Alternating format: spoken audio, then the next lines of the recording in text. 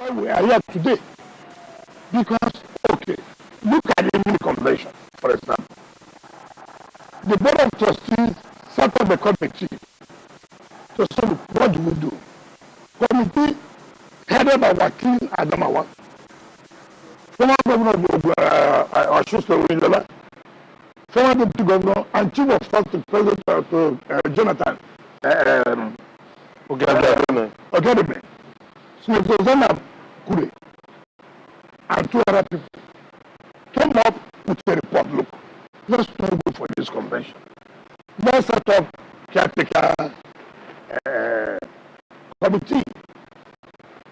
The same thing, of course, you know the first one, he has no name.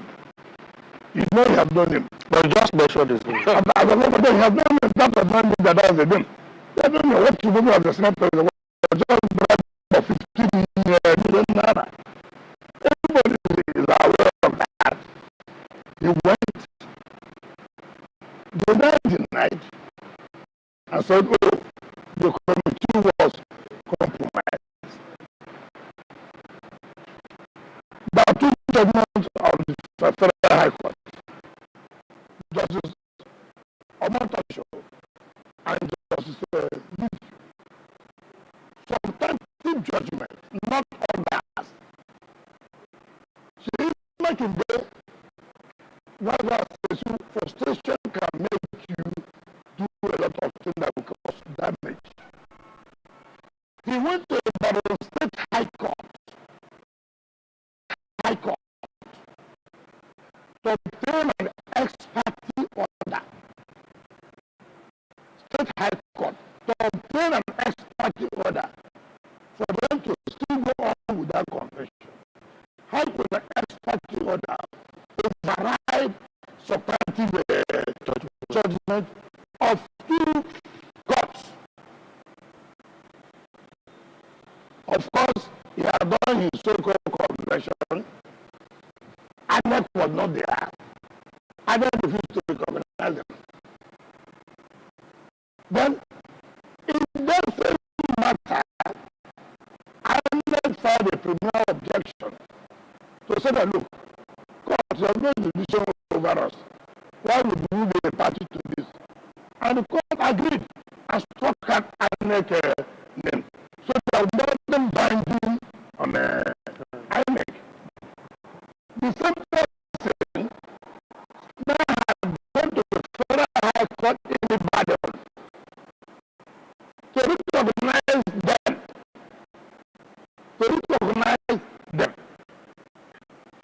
Recognize the convention we have done.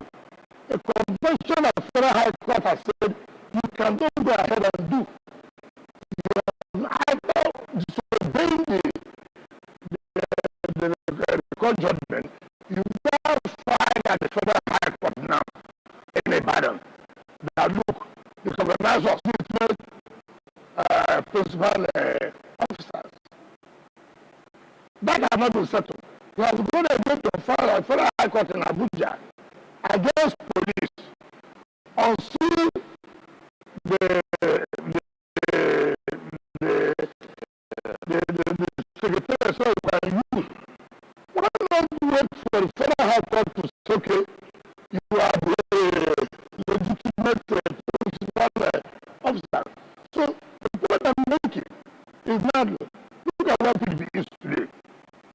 Look at the crisis. Something that would have been easily solved. Listen to the voice of elders. Don't go ahead. Let's form caretaker committee. Today, PDP has no candidate in Ekiti State. Today, PDP has no candidate in Osun State. Now, when you say one-party state, who is making us have a one-party state? If you have listened to people and allow due process to take place, with the issue of one-party state arise, you are the one who is creating one-party state, and yet you are accusing the government of trying to have a one-party state. Just listen to what people have said and follow due process. By now, you wouldn't have been talking about one-party state. Now, having taken wrong steps that is destroying your party, You are not accusing the other party of wanting to have one-party state. It doesn't make sense. Excellency, if I may, you know, before Rotus asked that question, you know, leading to Mr. Sheyi Makinde's question, I mean, chat, my colleague here, right in the middle, I call him BKO. I'm trying to remember his first name. Jide had raised the issue of the leadership, and you had said that if the leadership of the party doesn't listen, etc., you had also spoken to something leading up to a convention. You know, that you had told them, or there had been suggestions that whatever grounds they had against the national secretary of the party should be held up until they entered the convention. So it seemed like all was geared towards this convention, only for us to hear much later that no, there were suggestions that the convention be stepped down. Even you yourself had mentioned that, you know, Mr. Samayan was going to be secretary of the party up until the convention. What made people change their minds about this convention? At what point did the party begin to say, no, we're not going to go ahead to a convention, we're going to, you know, organize a caretaker committee? Because there are disagreements. People have gone to court to say, look, you can't go ahead with this convention. Why would you not go ahead with convention? So many states have not had their congresses. How will you deny states of participating in the national convention? You have 36 states. About 16 states have not had any congresses. And therefore, they are not eligible to vote in that convention. 16 states. And people went to court and said, no, you cannot do this. Let's follow due process. Take, for example, you want to do zoning. I'm a minister of the Federal Republic. We have senators from the South.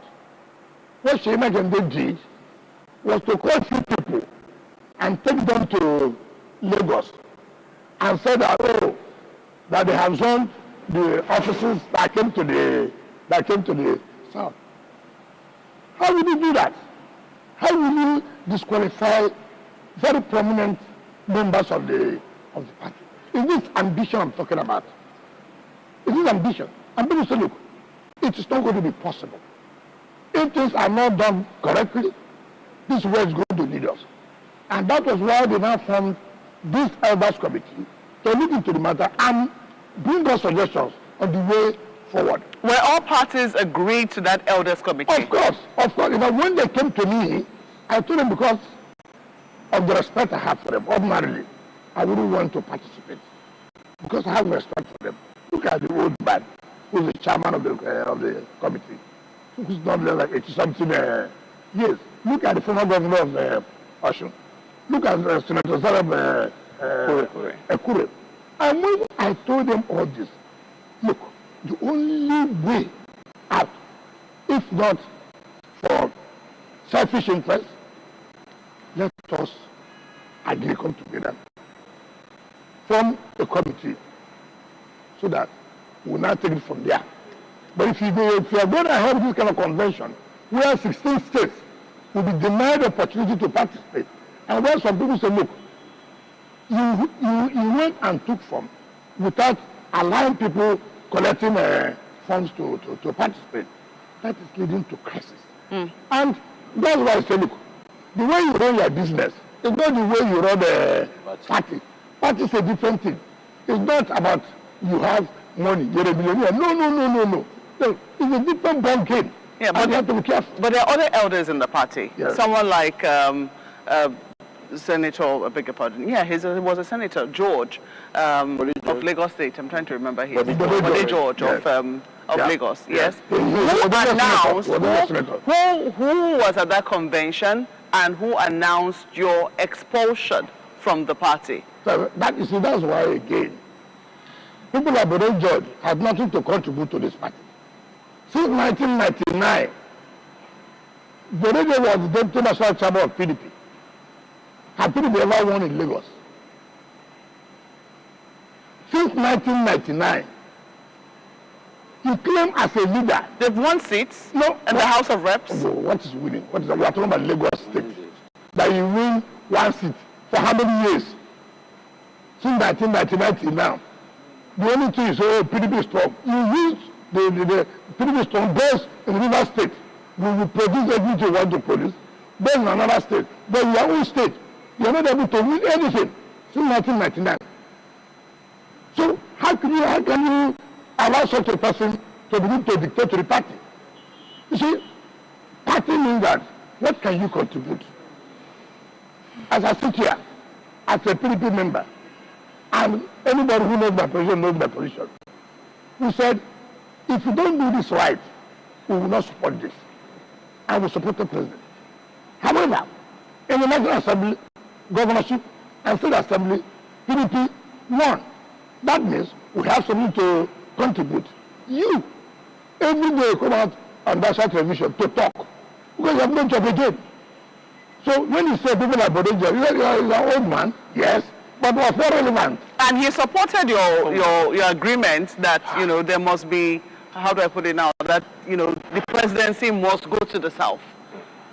I have always canvassed that. Yes, at that point, was he relevant to you or not? No, it's nothing to do with supporting that the president must go to the South. Mm-hmm. It's relevant is what you contribute from your state to give to the party. It's not that you said the presidency must go to the South. Okay, having said so, what will happen in your state? If the presidency goes to the South, then will fail in your state. Or we won't have anything of what is relevant.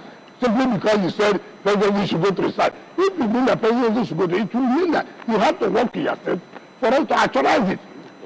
Okay, to a believer, if you are not a believer, I mean, it doesn't make sense.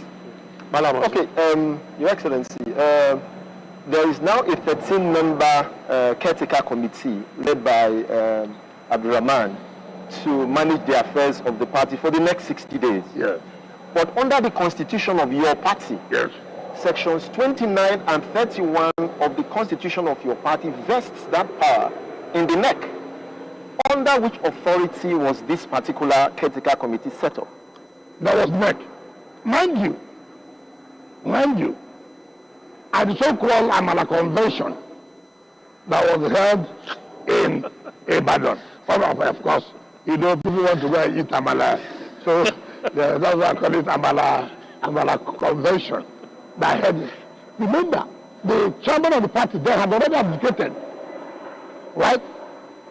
Those of them who believe in that convention are already abdicated.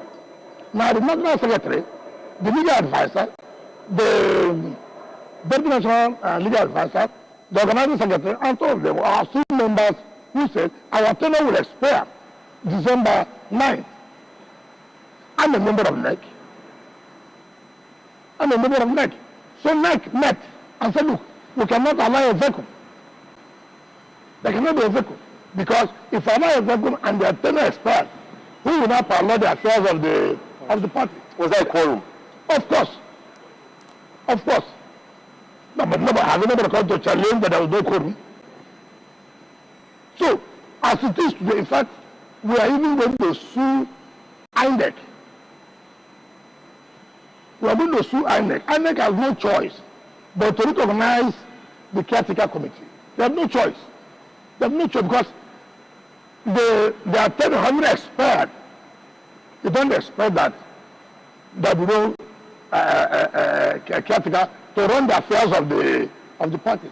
I remember that we have said we must obey court judgments. We must obey. Having obeyed the court judgment, we said there should be no convention. And the tenure was going to expire on the 9th. Of course, it's natural. The NEC had to sit and say, look, let us now appoint caretaker committee that will now run the affairs of the party till when the convention is now held. And the committee was set up, and they were told that you should take all steps to see that those states that have not had their congresses will go ahead and hold their congresses.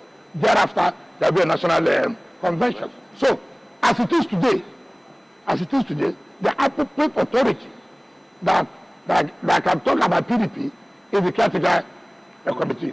These are people who came out for the Amala Convention. Of course, they've seen it. They are not recognized. And INEC has said it. But the mistake INEC is making is that to say, oh, there's no committee. We wrote to INEC that NEC is going to take place. We wrote to INEC. And interim decisions will be taken. And the decision was taken. And caretaker committee was set up.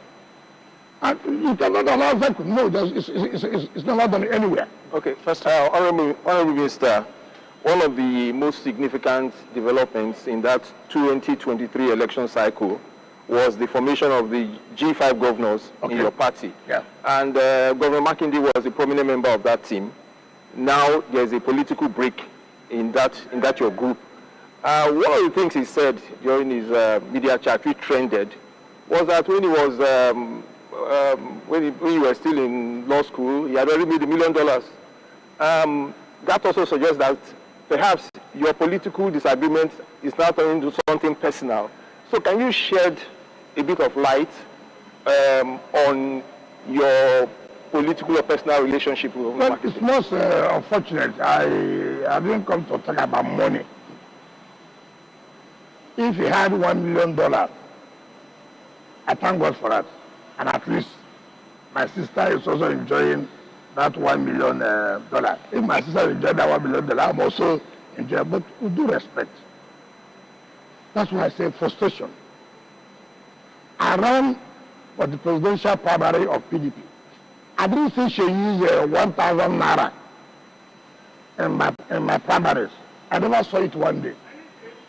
Two, it's only in Nigeria I have seen where somebody was awarded a job of $1 million.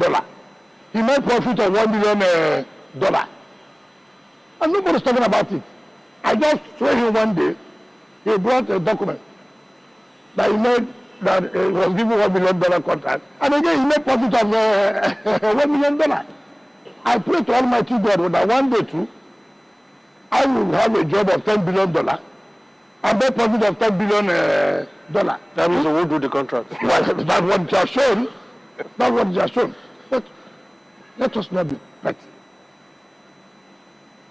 I had my first degree early, before 1990 I had my first degree. Law was my second degree. That time it was talking about 1999. I was chairman of one of the most important local government in this country. I have never been a contractor. He chose to be a contractor. I choose to have power, and I had the power. Remember, he was here doing contract with Shell. In fact, he comes. I didn't know he was going to marry my sister anyway. To say, oh, my vehicles have been impounded. He had to renew my vehicle. That is power. That was government. I was in government. He has to do the business according to the rules I've set in the NGA. It's only what is whether you make $1 million. But you also forgot. The same man that had no $1 million, first of all, Sheyi in 2007 ran under AMPP as senator. He lost. He lost. Sheyi in 2013-14, Abulikat Adiola, former leader of the House of Reps, one Senator Jose, we call him Hallelujah. They all brought Monaru, brought Sheyi to me to give him the structure of PDP in Oyo State. The man who had no $1 million, he had $1 million. But he came to the man who had no $1 million to help him to get structure. We said, no, we will not give you. We gave it to Taslim. He went to SDP to run as governor. He failed. He failed, which is $1 million. He failed. Now, it was before 2019, he came back. We said, okay, now, we are ready to give you structure. I was very grounded in politics. I was grounded, but I had no $1 million with me. But the man who made $1 million is going around looking for people who help him to have a structure.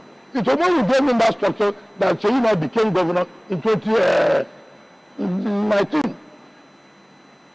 Now when we talk about G5, you see, G5 was formed in the basis that, look, we said the South, President Buhari having had 8 years, it is natural that the presidency should go to the South. Of course, that's why I say when you play game, sometimes it boomerangs. People like Atiku and the rest of them thought they were too smart. They now took the chairman of the party, led by one another crook. One, they call him Dr. Ayu. He knows he can't sue me. I've said it severally. This is not the first time. Yeah, but for the fact that you're on national television, not just one channel. No, but everybody knows I've said it more than 20 televisions. Yeah, but you can't call somebody a crook. No, but you took bribe from Atiku in Lagos. That's another one. No, that is, he knows now. What is look. We know ourselves. We know ourselves. I mean, for me to say this, he should know that he should have sued me to court up to now. He can't. But anyway. Your Excellency, no, let me finish. Are you saying crooks know themselves? Is that what you're saying? If you're a thief, don't you know yourself? A thief, you know yourself that he's a thief. But are you a crook? No, the point I'm making, we're in the same party, we are politicians. Okay. We know ourselves, we know who is who. That's the point I'm trying to make. Because people would think those who would think that are those who already have something in mind. You know, all I'm saying is that we're in the same party, we are the same politicians, we know who is who.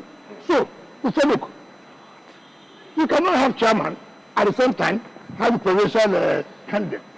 Like Sheyi said, we have several meetings in London, where even when we agree with Atiku, before he came back, they changed their mind. It's okay. If he does not resign and allow the South to produce a chairman, then there will be a problem. Of course, you know that time, they had this belief that President Buhari was supporting them. So for them, everything you said, when we already won the election, we said, we are not going to support you. And we will not support you. And PDP failed. It's not that we are happy, but let there be justice. Let there be fairness in whatever we are doing. So, give back net. Let me tell you one thing that you should know. When we agreed on this, Sheyi's problem was the issue that he was not giving ministerial slot. Even when he was saying, you can see the anger. You can see the anger. You don't need to tell anybody. We told him, listen, calm down. We went to that's one of the issues why we went to see President. To say, look, sir. And President said, look, I'm the president of this country. Just take it easy. There are certain factors I may not have considered. However, something has to be done. Made that. What? Again, already has made up his mind.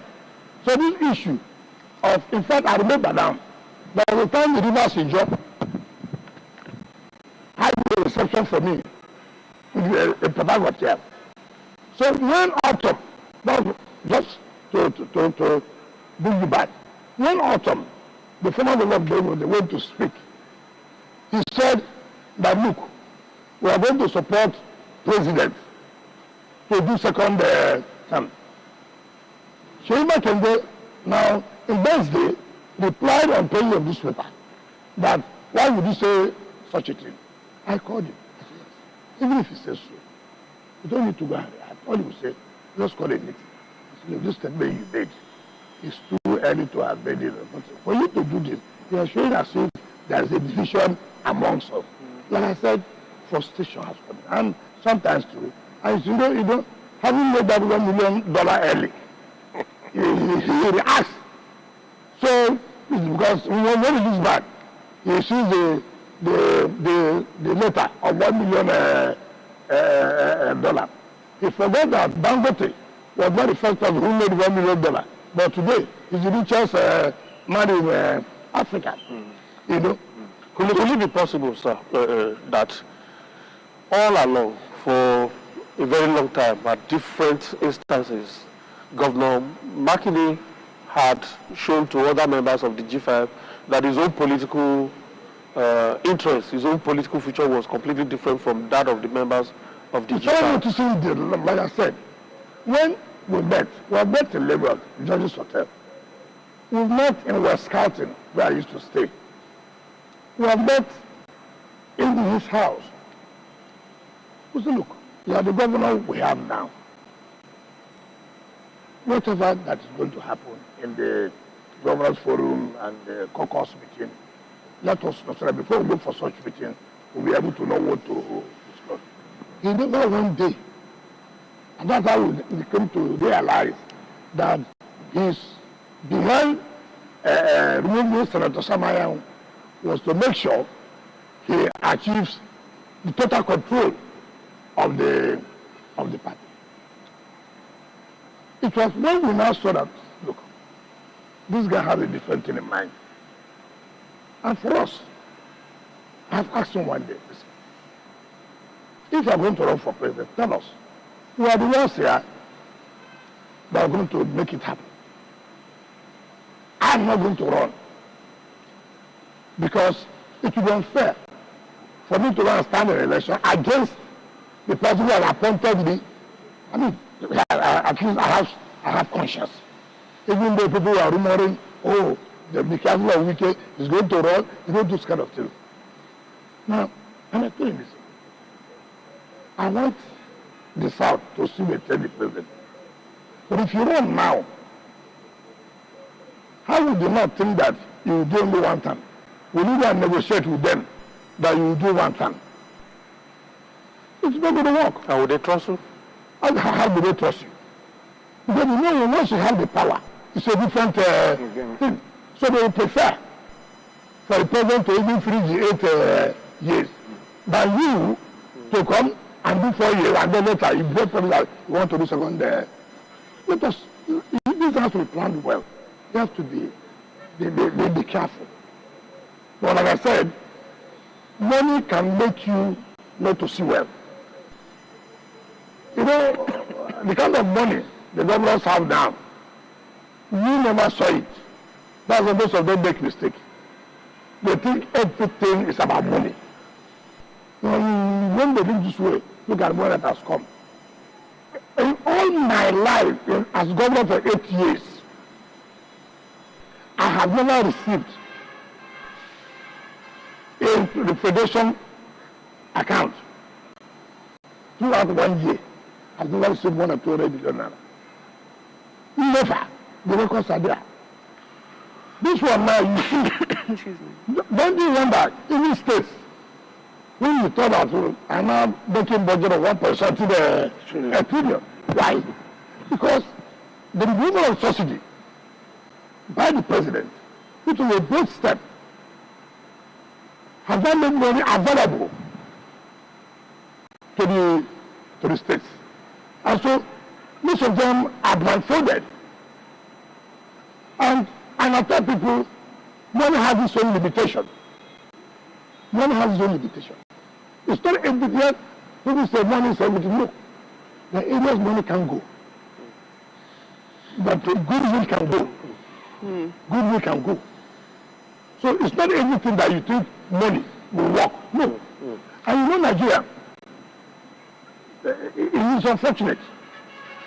Now that Nigerians know so much money are in the states. So many Nigerians are very smart to see that they have their own share from the cake. Yes, but they have the kind of money they have now. You know the value is not the same thing, though. What is value? Yeah, what is value? I mean, let us can tell you what the value is. Let us not use this exchange rate like this. I don't care about that. What if I have today, what if I may say, I have 500 billion naira in the state account, or I have 500 billion in FCT today? You will not believe what I will do with it. How much do I get in the FCT? I get 1% of the share that federal government gets. Take for example, if federal government gets 1 trillion, 1% of 1 trillion is 10 billion naira. That is not enough to pay salary. What do I do? I go back or entirely generated revenue. So then look at what has happened in Abuja. So it's not a matter of value. People, that's the argument. People come up with, you know, what's the exchange rate of this? Rubbish. Honorable Minister, I know you are going to open a vista which will enable Henry to begin to take us in the line of silly deals, real estate and all of that. But before we get there, still on this Seyi Makinde, we heard through one of your close confidants, although not a member of the G5, but somebody very close to you, former governor of Ekiti State, who actually said that the real reason you went to the villa for that G5 meeting was about Governor Seyi Makinde, and it had to do with persuading the president to assist Oyo State over the bombings that took place at that time. Is that correct? And actually, that Fashion was not, did not go with us. What we went to see President for, with all due respect, is, look, Seyi is getting too, confrontational? Too confrontational, and I've said it's not necessary. Let's go and see President. There's no need you challenge the President because you didn't get this. All that things you will get. And who President to be yes? All that things you will get. But, like I said, because I've got to describe. What baffles me, Seyi said that I told President I will hold PDP for you. Okay. Assuming they're not considering. Assuming I said so. Assuming. In Yoruba land, Seyi knows that the president is a bomb. It's not correct. Is an elder. I'm not a Yoruba person. Assuming. And that was such a meeting. Is that what you can come out in the public and say that somebody who is not for Yoruba is saying that, look, sir, I'm going to help you to hold PDP for you to win the election. I said assuming, even though nothing like that. Me who said that, I've not gotten the kind of support Seyi got from the presidency. I've not. I have not gotten one approval on grant. But Seyi wrote to President. The same man he is talking about that did not give him the minister position. Let's say you come and say, what I don't like in people is trying to say, show evidence. If nobody show evidence, say, man, can you look up to God and say, you did not apply to President for a grant of 50 billion, who the President approved for you? Can you, in your conscience, say so? You did not. Can you, in your conscience, say, you did not collect such money? Everything we like to politicize it. You said, I told President, I'm not going to hold PDP